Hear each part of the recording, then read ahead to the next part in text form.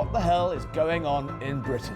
Has my old country lost its marbles? What the president does is try to figure out who's a winner and who's a loser.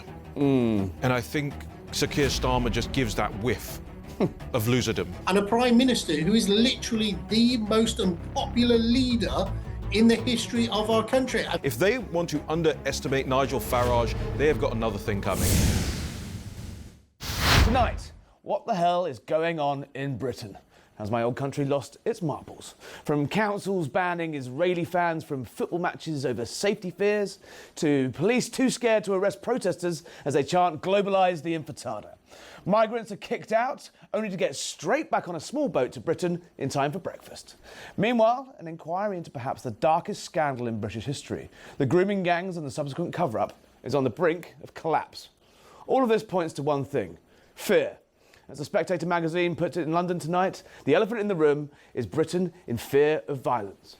Politicians terrified of mobs, police terrified of headlines, and a government terrified to act. So who's going to have the guts, the balls, to actually try and run that great country again? And breaking tonight, major movement in the war in Ukraine as America finally publishes a new sanctions package on the Kremlin. Oil firms are firmly in the US Treasury's sights tonight. And President Trump has authorised the use of long-range missiles to strike once again deep inside Russia. Joining me to discuss all that tonight, throughout this evening, live here in DC, is Raheem Kassam, editor of the National Pulse. Raheem, let's start with the old country. Let's start with Britain. The grooming gang scandal, can't find anyone to even run it. Victims are saying they have no confidence in the process. They're quitting it en masse. Meanwhile, in the most ridiculous, I think, summary of exactly what's wrong with Britain's borders is there was a big fanfare as a one-in, one-out deal was announced with France, where migrants who arrived on small boats were sent back to France. Now, guess what happened?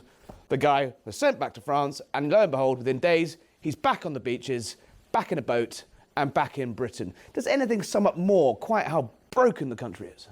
Yeah, thank you for having me, Harry. Welcome back. As somebody who worked on the grooming gang stories back in 2014, when very few people were willing to touch the subject, to interview the people, the victims, to go to these communities to see what was going on, it doesn't surprise me one bit that this government, this Labour government in the United Kingdom, which ran away from this issue over the last 15, 20 years anyway, that was all going on under a previous Labour government anyhow. And local councils and local authorities all across across northern Britain. the country isn't willing to do anything about this, isn't willing to step up about it. But you see, a lot of these stories are old now. A lot of these stories are a couple of decades old now. And so these politicians will get the feeling that they can just try and ride this out, try and bury it under the rug. We've talked about it enough. We don't want to deal with it. You know, we're going to pay lip service to it with a, quote unquote, investigation or inquiry, whatever it is.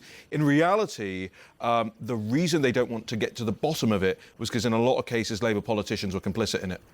I mean, it took Elon Musk, for all his faults and for all his successes, it did take an outsider, an American, to go, hang on, what the hell is this all about? It feels like there's been no moment of national reckoning for Britain on what is, and should be, one of the greatest scandals in British history, if not the greatest. As you say, these stories are old. They were sort of sprinkled along. You know, you had to sort of join the dots. Andrew Norfolk, the great investigative journalist at the Times, was one of the first people to really sew it all together and say, what the hell? It feels like we're still a long way off from that moment of national reckoning. And talk to me how it looks from America, because people I meet here are totally baffled that people aren't, well, frankly, hanging from ropes rather than being locked up because of this story. Yeah. The difficulty with this is, because so many of these stories have been out there and been told, a lot of the establishment want to wash their hands of it now. You know, oh, we wrote about it, we paid it lip service a decade ago, whatever. I actually, if you look at the history of government inquiries into things, I'm not even really sure why we trust a government inquiry to do anything. Government inquiries into 9/11, government inquiries into JFK assassination, government inquiries... COVID, still going on. Into COVID. I mean, the inquiry into COVID has lasted longer than COVID. They all lead nowhere, which is why I think the idea of actually an independent inquiry, independent of government, with real people at its helm, will probably turn up more. Raheem, Kassam, stay there. We're going to talk to someone in London. Joining us tonight from London is Sir Jake Berry, former Tory cabinet minister who has recently defected to Reform. Good evening, Sir Jake. From where we're sitting, it looks like a government that surely cannot carry on like this. Complete loss of control of the borders and complete loss of control over this grooming gangs inquiry. What's going on? No, it's a complete mess, Harry. In my entire time in politics, I cannot think of a government that's been worse than this. Let's put some of this into context. I mean, they've only been in power 16 months. They have a corruption minister that has had to resign because of a corruption scandal, a homelessness minister that's had to resign because they were making people homeless, a housing minister who had to resign because she couldn't work out how much stamp duties to pay. Today, we found out the victims minister has victims from the worst rape scandal in the UK calling for her to resign, a national security advisor who has questions to ask about the collapse of a Chinese spying trial, an attorney general who's given away British sovereign territory and, by the way, has asked us to pay for the pleasure of doing it, Lord Mandelson, the ambassador to the United States, who had to resign because of his friendship with Jeffrey Epstein, a chancellor who lied on her CV and has managed to crash the economy, and a prime minister who is literally the most unpopular leader in the history of our country. I mean, if they are the first 16 months, I cannot imagine to think what they are going to do next to damage this country. It is absolutely terrible over here. We want this rotten Labour government gone, but unfortunately, we're all going to have to wait till the next election to do it. And apart from that, how was the play, Mrs. Lincoln? Wow. Quite the summary there from Sir Jake Berry. Look, Labour have a stonking great majority in Parliament. The Prime Minister serves at his own discretion. He doesn't have to call an election perhaps until 2029 at the latest. However, it strikes me that he doesn't seem to have a grip, as you so eloquently described there, on power. Is there a way you can force him out? Is there a way you can ease him into the country? Or is the country just going to limp on in this doldrums for years more? Well, I'm sorry to say, you get the constitutional position absolutely right. I can't think of any way of getting rid of him. Maybe his own MPs will persuade him to fall on his sword.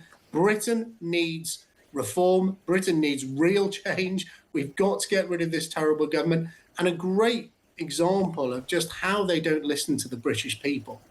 And this is really serious because we're talking about the victims of probably the worst scandal that this country will ever know, has been today the fact that they are ignoring the victims of the Pakistani rape gangs here in the United Kingdom and ploughing on with this inquiry, which is also in chaos. I mean, this Prime Minister just cannot get anything right, but the people who are paying the price are victims of crime, ordinary men and women here in the UK.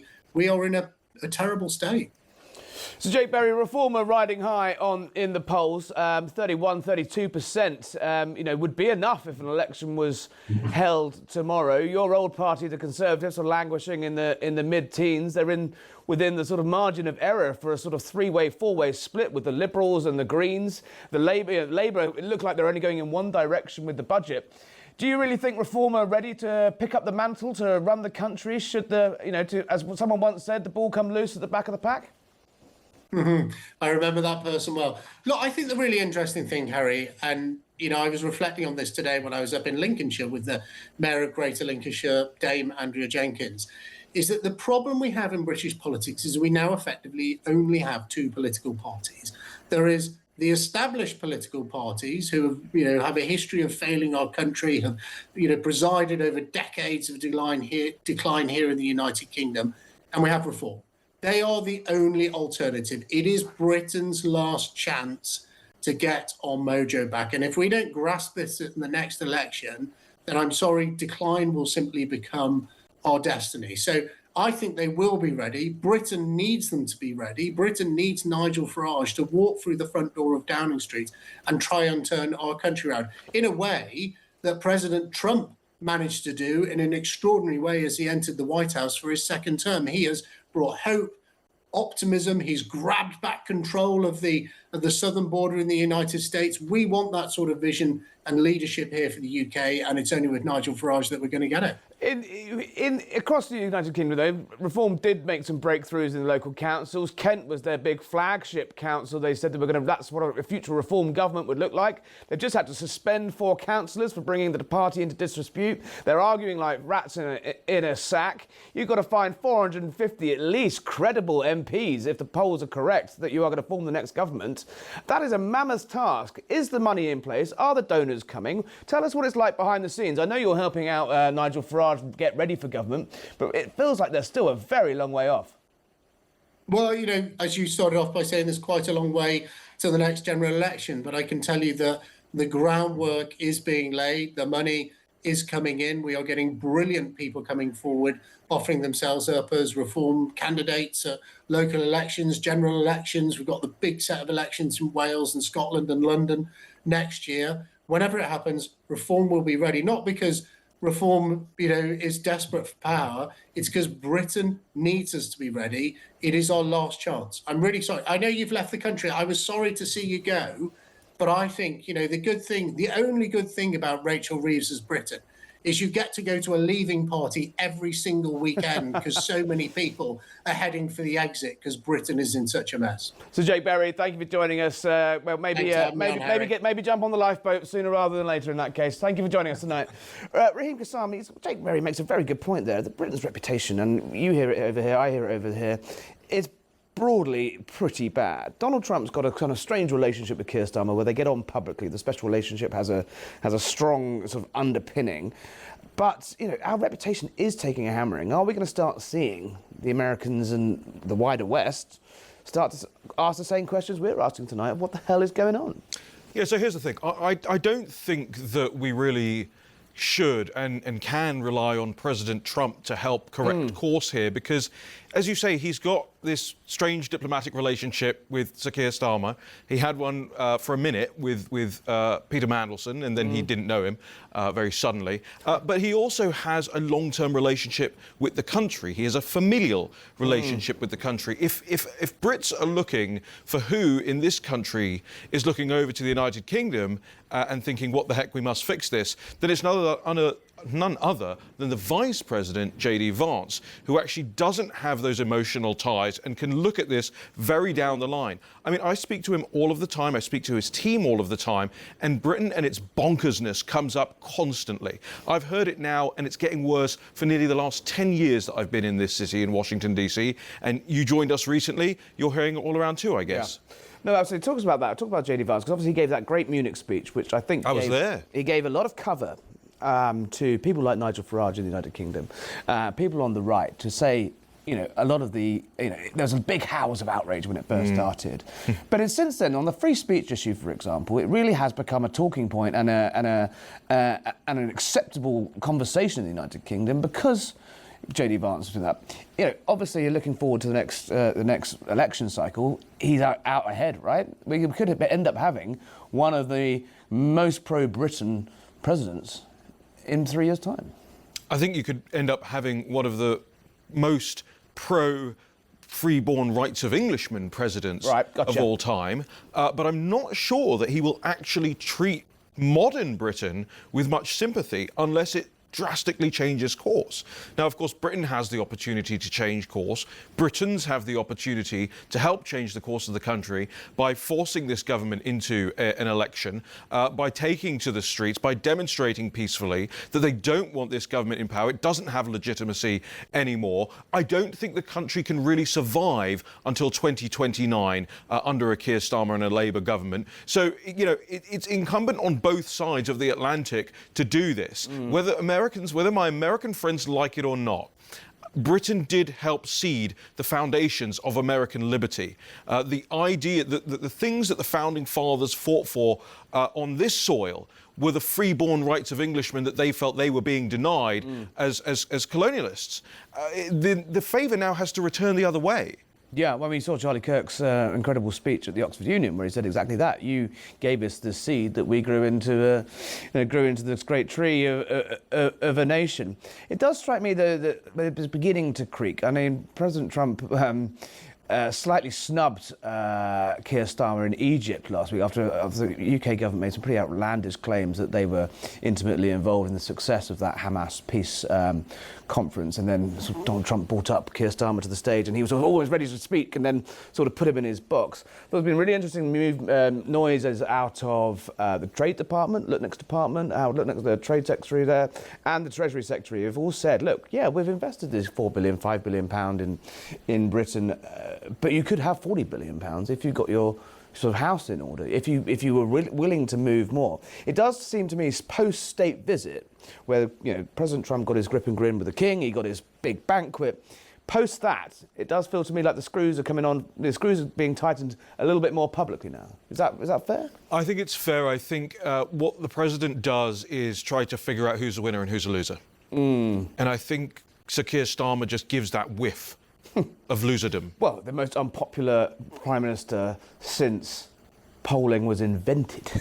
I mean, that's not exactly a great. I mean, if you're a prime minister going to see a guy who literally looks through the TV camera lens of ratings, and your ratings are the worst they've ever been since ratings were invented, it's going to be a tough sell. And you also have to contextualise it. It's not just since history began, right? It's think about how bad some of these prime ministers have been. Think about Gordon Brown selling out, the country's gold at record low prices. Think about where the gold price is today. Can you imagine? There would be no black hole. I can't believe we're still talking about Gordon Brown selling the gold. But you make a very valid point. I mean, this is a historically unpopular prime minister compared to some pretty historically unpopular prime ministers. Liz Truss only lasted 44 days. The country had a 3-day working week in the 70s, and Keir Starmer is less popular. It is astonishing. So that's what I'm really interested in is Trump has started to realise that actually when they came in, they were both elected on a similar mandate of change, both came in on the back of an unpopular government, both had a mandate, both won big, and only one of them is actually seeing, notable successes, not least on the southern border. Tariffs, we can argue about that another day, but whether you agree with them or not, they are bringing in money, they're bringing in revenue for the US Treasury, whereas in the UK, today, 53,000 people now have crossed the channel in this year, which is more than last year. And that's a record year, which, but we've still got 2 months left of the year. We're not even talking about legal migration anymore. No, which is also at record level. Well, I mean, legal migration is almost is beyond the charts. We've let 20 million people in over the last 15 years. It is fundamentally altered to the demographics of the United Kingdom. But even on these numbers of smaller numbers of illegal ones, which you think we are an island. Britain is an island. We're not there now, but Britain is an island. You think it'd be easier to police than a land border, yet they seem incapable of doing it. Nigel Farage. Made a big. He was out there early doors, 3, 4, 5 years ago on his fishing boat, pointing to these dinghies, raising. He's just going to be as constricted on all of this, though, isn't he? Keir Starmer, for all his faults, he's boring, he's technocratic, he doesn't have a political bone in his body. We can rehearse all of those arguments again, but at the end of the day, he is fundamentally locked in by various conventions, legal conventions, the Human Rights Act in the UK, and the European Court of Human Rights in Strasbourg. Nigel Farage is going to hit exactly those same walls, isn't he? He is, but he's going to break through them. And the way you do that is say, well, we're doing this anyway. We're the elected government of the day. You can take this to the Supreme Court. You can take this to the ECHR. It's like what President Trump has done. We're going to keep going anyway, despite it. You can fill in your forms and appeal to your bureaucrats and appeal to your activist judges all you like. But the ultimate arbiter of democracy is the people. And if the people have elected us to do this job, it doesn't matter what you say in a stuffy courtroom with a silly wig on. And you only need 51% in this country, and you only really need 35% of the country to back you in the UK. The Spectator, is almost a sort of weather vane of the British right in the United Kingdom. The fascinating cover piece in this week's magazine that says that there is, ministers actually live in physical fear of the voters. Do you think that's overblown, or do you think this is a particularly poor crop of ministers, or they are genuinely scared of the mob? Look, I think there is this thing going on right now, and it's happening in America too, by the way, where the legitimacy of these governments are being called into question. The very foundation of how these people find themselves in these positions is being called into question. You had this big No Kings protest in Washington, D.C. and across the country, right? You had all these people taking out onto the streets. But what was the upshot of all of it? What came off the back of all of it? Well, actually, there were all these videos going around social media and going, well, Nancy Pelosi's been in the Congress for 47 years, and made $200 million on the side while she did it. Chuck Schumer, 52 years. Bernie Sanders, 300 years. These people have been here forever. If anyone is behaving like a king, it's these people who are behaving like a king. And so, yes, the mob on both sides are starting to question, what are we doing here with this barely functioning democratic system? Well, what is it, day 22, 23 of the government shutdown? Doesn't appear to be. Yeah, but very little is shut down. Well, exactly. Day 22 of the government shutdown, and everything's normal. Apart from the museums, and there'll be a very sad nephew. Break in. Very sad nephew who's arriving. Very sad nephew who will be arriving and will not be going to the Aerospace Museum and having an early lesson in life about why the Dems have screwed all this. Well, I'll get on the phone with Chuck Schumer. If you could. Yeah. If you could. I mean. It's that it does strike me on that fear point though. Pinning back to the UK is actually, as you said, it only takes 35% of the nation to actually with our system. It might be even less if the left fractures. You've seen these rise of this Islamic Green alliance that's sort of emerging on the hard left. The Liberals, are taking away some of the more wet Tory voters, and reform is is surging. As Jake Berry said, you are there into a almost new two-party system with reform versus the left. Do you think Nigel Farage will have the nerve to deal with what's coming? The entire media establishment, the entire quote-unquote deep state, or the blob, as it's affectionately known in the UK, the BBC, the Guardian, the legal infrastructures, the charity sector, that wall is going to be fairly deafening. Do you think he's got the cajones to do it? Yeah, I think he has proved himself time and time again. Remember, there are plenty of people who said that he couldn't lead the party back in the day, UKIP. There are plenty of people who said he'd never get a referendum out of David Cameron. There are plenty of people who said that he couldn't go on BBC Question Time and hold his own. There's plenty of people who said he couldn't be an MEP in the European Parliament and be taken seriously. Plenty of people who said he couldn't lead the country out of the European Union. There are plenty of people who said he couldn't go in the jungle and be on I'm a Celebrity and be one of the most popular figures. And he's always beaten expectations. Whether it's from a left-wing perspective or a right-wing perspective, quite frankly, he's always managed to get people to take him more seriously than they wanted to take him originally. The famous phrase post-Brexit now, when he stood in the European Parliamentary Chamber and he said, "You're not laughing now, are you?" And I think most people, whether it's the BBC, whether it's the European Court of Human Rights, whether any of these groups, if they want to underestimate Nigel Farage, they have got another thing coming. Do you think they've woken up? Yeah, the Spectator argues that Britain's elites, much like the sort of swamp and the sort of Democrat establishment and the legal and law enforcement establishment of the United States, when they suddenly underestimated Trump and then he arrived and here he is. But Britain's elites are scared of losing their jobs, their friends, their status, their cushy jobs on various quangos and boards across the land. Do you think they've woken up yet to how bad it is? And do you think they're waking up too late and actually the British public have snapped? I don't think they don't know how bad it is. I think they don't mind how bad it is because they're the beneficiaries of how bad it is in a lot of these cases. They're the ones who have watched the rot happen, been part of it all along. I think if you're asking, have they woken up to the fact that they struggle in legitimacy with the general public? Yeah. And no, I don't think they've woken up to that so far. But I will add this as a corollary to all of that. I actually think we need to rejig the way our minds work a little bit here. I don't want to ever be governed by a group, a party, a politician, a parliament that doesn't fear blowback from the people. Yeah. And accountability. You used to advise Nigel Farage. You used to be his chief of staff. You know him very well. Still do. Mostly at the bar. Mostly at the bar. A stiff gin and tonic. What are you saying to him right now? What are you saying? Jake Berry there was talking about the fact, they need to find 400 MPs. They've got this slightly rabulous bunch of councillors that, are going to be the sort of petri dish of what a reform administration would look like. And so far, it looks a bit, it looks a little bit amateur, frankly. Good. Yeah? No, we don't want the professional political class. Yeah, but people want their bins collected, and they want their elderly care looked after. And they want the potholes filled, and they want the taxes lowered, and I share all of the same concerns. But it takes time from people who have never served in any government role before to learn the ropes. And yes, there will be infighting along the way. This should be a whole show about talking about infighting, because infighting all across the globe at the moment, on the left and on the right. We're going to talk about that. We are going to talk about that later. But And by the way, the infighting is how you get the cream to rise to the top.